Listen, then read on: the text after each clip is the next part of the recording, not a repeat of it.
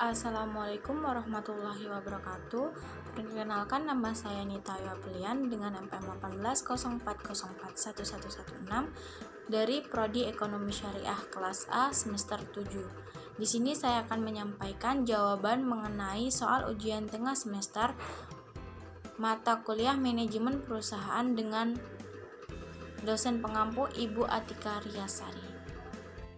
Soal yang pertama, jelaskan fungsi dasar manajemen dalam organisasi. Fungsi dasar manajemen dalam organisasi yang pertama adalah perencanaan, yang kedua organizing, yang ketiga leading, yang keempat adalah controlling, di mana perencanaan menentukan tujuan organisasi dan memutuskan cara yang terbaik untuk mencapai yang mana dalam pembuatan keputusan bagian dari perencanaan yang harus dilakukan untuk mencapai sasaran organisasi. Selanjutnya adalah pengorganisasian, yaitu mendelegasikan rencana-rencana yang telah ditetapkan dalam perencanaan kepada individu yang bertanggung jawab dalam organisasi. Dan fungsi pengorganisasian adalah mengelola sumber daya, menetapkan struktur organisasi yang menunjukkan kewenangan dan tanggung jawab, serta kegiatan perekrutan, penyelesaian, pelatihan, dan pengembangan sumber daya. Yang ketiga, kepemimpinan.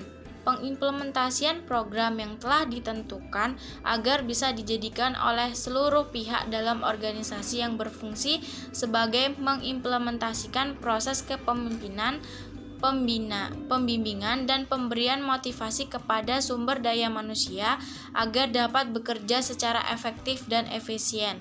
Yang keempat adalah controlling atau pengendalian dan pengawasan, yang berfungsi mengevaluasi keberhasilan dalam pencapaian tujuan dan target yang telah ditetapkan, melakukan berbagai alternatif solusi dari berbagai masalah yang berkaitan pencapaian dan target. Pertanyaan yang kedua, analisis manajemen menggunakan 4 dasar manajemen pada PT APP Sinarmas. Yang pertama, perencanaan, di mana perusahaan ini pada APP Sinarmas adalah perusahaan global yang bergerak di bidang pulp dan kertas yang mempunyai visi membangun masa depan yang lebih baik dan memenuhi permintaan dunia serta dengan kualitas baik dengan produk seperti kertas, kemasan, dan tisu. Yang kedua, pengorganisasian. Perusahaan ini meyakini inovasi yang berkelanjutan serta tanggung jawab dengan mengedepankan kerjasama bagi pelanggan, komunitas, karyawan, dan pemegang saham. Yang ketiga, leading. Standar etika yang tinggi perlu dipertahankan demi pertumbuhan serta berkelanjutan jangka panjang suatu perusahaan. Tata kelola dan etika yang baik dalam perusahaan sangat penting guna memastikan bahwa beroperasinya dengan integritas dengan baik. Yang keempat, controlling atau pengawasan. Pada perusahaan APP Sinarmas, perusahaan ini percaya pada tata kelola perusahaan yang efektif dan baik, serta memantau dan mengelola kinerja perusahaan yang terlepas dari tingkatnya wajib membaca, memahami, dan mematuhi etika bisnis yang berlaku. Soal yang ketiga, jelaskan apa yang dimaksud dengan etika bisnis dan tanggung jawab sosial. Etika bisnis adalah prinsip dan standar yang menentukan bagaimana cara mengelola perusahaan yang mencakup semua aspek baik individu, perusahaan maupun masyarakat dengan memperhatikan norma dan moralitas yang berlaku secara universal, ekonomi, dan sosial. Dengan manfaat etika bisnis yaitu meningkatkan kredibilitas perusahaan, meningkatkan daya saing perusahaan, meningkatkan kepercayaan investor, dan membangun citra positif suatu perusahaan.